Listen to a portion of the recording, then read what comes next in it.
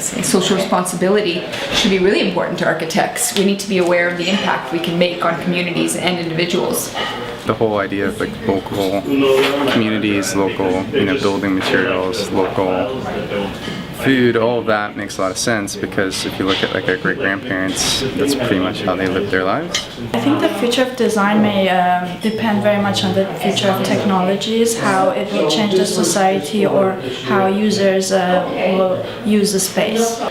As building design is becoming increasingly more complicated with increased environmental and social concerns, I think one of the more important characteristics of the architect is effective communication in terms of technical ideas, building ideas, and also through technical and visual communication.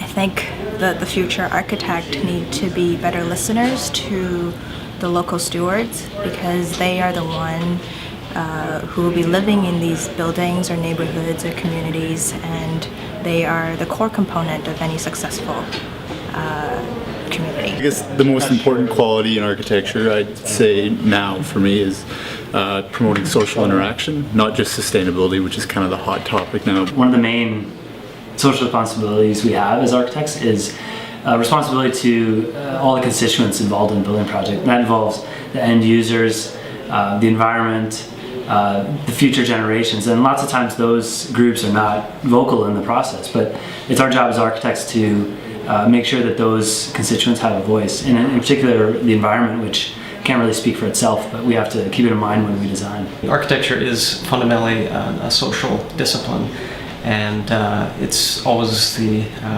responsibility of the architect to engage with social interests and advocate for them. So design in a way that this building responds to all the social changes, all the environmental changes, and basically react to them. I think one of the main values of professionals in this industry is going to be innovation and also compromise.